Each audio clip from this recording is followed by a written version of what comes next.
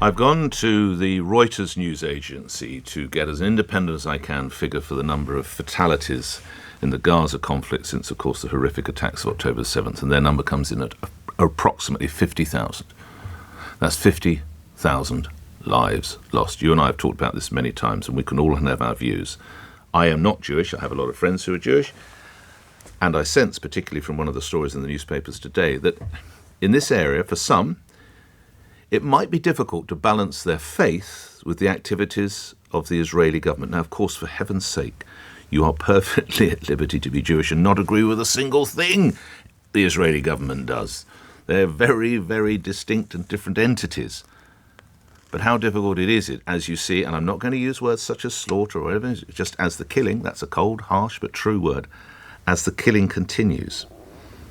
Well, dozens of Jewish leaders have now broken what seems to have been, it's fair to say, almost a mortar-like silence to condemn the Israeli government's renewed offensive in Gaza. In what's described as an open letter, 36 elected members of the Board of Deputies of British Jews, and just to explain for you who don't have a working knowledge, that's the largest representative body in the United Kingdom, and you'll hear from a signatory in a moment, warned that, and this is their words, Israel's soul is being ripped out by Benjamin Netanyahu's government.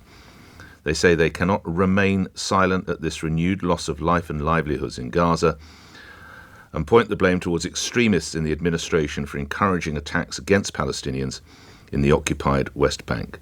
And this letter is the first public show of opposition to Israel's 18-month war against Hamas in Gaza. It highlights what one newspaper, The Times, says is a growing division among Britain's Jews over Israel's policies, particularly those hardline policies espoused by Prime Minister Netanyahu. Enough from me. Let's speak with one of the signatories. Robert Stone is a member of the Board of Deputies of British Jews and joins me now. Thank you for coming on, sir. What encouraged you to put your name to this letter? Good morning. Thank you very much for having me on, Nick. And I think you've summed it up very well. It is indeed a very difficult position because, as Jews, we love the state of Israel. We support the state of Israel. That doesn't mean supporting the Israeli government, but the board as a body doesn't criticize the Israeli government because it's an elected government. So it's a bit of a dilemma, but things have not got to a point where a number of us feel that we can no longer remain silent. You've summarized very clearly what we think, that Israel that the present government is tearing the soul out of Israel.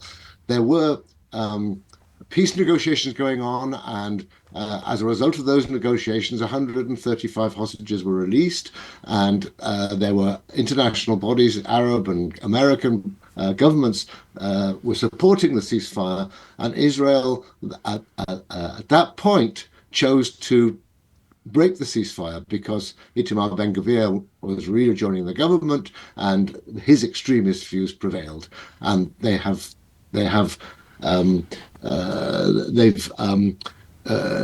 encouraged violence against, not just in Gaza, they've encouraged violence against Palestinians in the West Bank. They're doing more settlements than ever. And we felt that we really had to speak out.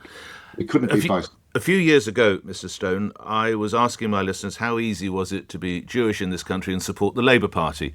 And credit to Sir Keir Starmer, I think he's done as good a job as can be expected of getting the scourge of anti-Semitism out of those ranks. So let me ask you now, how easy is it to be British Jewish in this country and support the Israeli government then?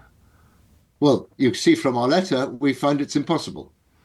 We support the state of Israel. We support the right of Jews to have a state in Israel. But the Israeli government is actually undermining that by behaving in this appalling manner. Now, if Mr. Netanyahu, one of his spokespeople, were here, he would say, what you have to understand, Mr. Stone, is we have to do this because we have to destroy Hamas, we have to make Israel safe, and we have to get those hostages, or sadly, in some instances, possibly their remains, we have to get them back. Mr. Stone. You don't have to. There were negotiations taking place. There was a possibility of an alternative way of running Palestine. You don't have to kill 50,000 people in order to achieve peace. Then they would counter, Mr. Stone, you have to understand at least 18, possibly 20, possibly half of those people are Hamas terrorists. Are you not aware of that, they would say? Well, I don't know what the numbers were. Of course, there were Hamas terrorists among those killed, but that is no excuse for the indiscriminate attacks on Palestinians and in Gaza and indeed in the West Bank. and the increasing of the number of settlements. That's not a way of getting peace. What do you hope your letter will bring about? I don't believe, I don't really think we have the power to bring about a huge change in the world, but there are two things I hope it will bring about, or three things. The first thing is we have to speak out. We cannot be bystanders. Jews know very well what the result of being bystanders is through our history. And we felt we could no longer be bystanders while Palestinians in Gaza were being massacred and so on. Secondly, there is a tendency among people to think that because we're Jews, we support Israel and the Israeli government. And it's a very difficult position because we do support Israel. And the Board of Deputies is in a difficult position as a body because they represent all British Jews. We felt that we want to make it clear that very many deputies feel that way, feel the way we do it. By the way, 36 of us signed the letter. I know a number of deputies who felt they didn't have time to consult their chairs or their constituencies, but felt the same way. Okay. Lastly, at what point did the actions of the Israeli government cross the line? That is to say, in the aftermath of that horrific attack, was proportionate response okay, or was the initial response, you still question what the IDF did in those opening days? Absolutely. No, the initial response was absolutely spot on. Yes, we had to fight back, obviously. Hamas was committing an act of what amounted to genocide, and it was horrendous. And of course we had to fight back, and we did fight back. And as a result of fighting back, we had, supported by America, Qatar, Egypt, and so on, we had negotiations in place for a ceasefire.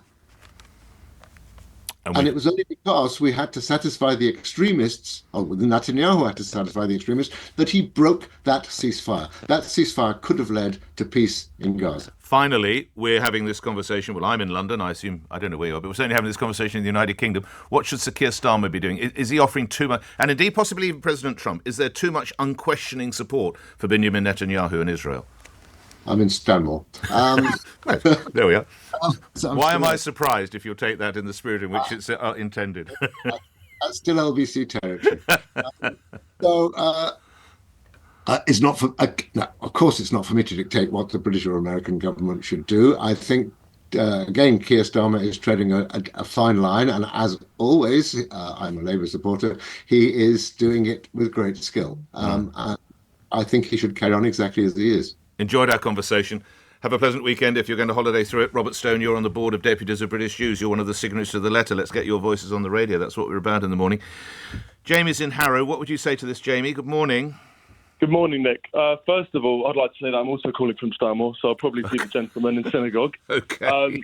But what I do want to say is, whilst the current government in Israel can't be supported in all they do, I think I like to often raise the question that if a more left-wing government was in power, how would their policies actually differ? Because it's very easy to forget.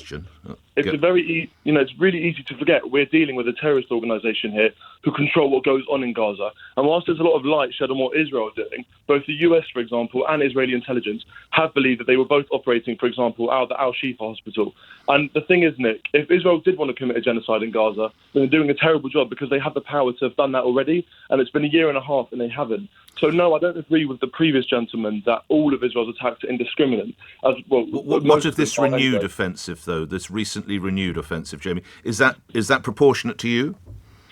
I think it's a really difficult question. I don't think there's ever going to be a proportionate response because Gaza is an extremely densely populated area, yes. And there's never going to be a way that Israel can single-handedly pick out the Hamas terrorists and make sure that no civilian casualties occur. It's impossible.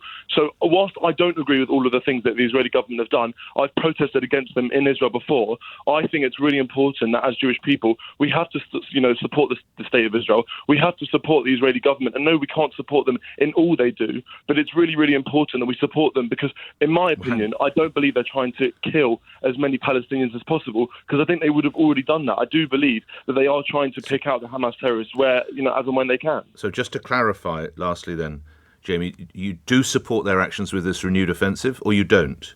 It's a very difficult question. I can't say I wholeheartedly support them, but I also can't say... You just said you have to support... You said we have to support, obviously because of the perilous nature at times that Israel finds itself. You have to offer constant support. So that's why I'm sort of trying to I pin offer you down constant on this support to the renewed Israeli offensive. government. I offer constant support to the Israeli government, but it doesn't mean I support them in every single thing they do.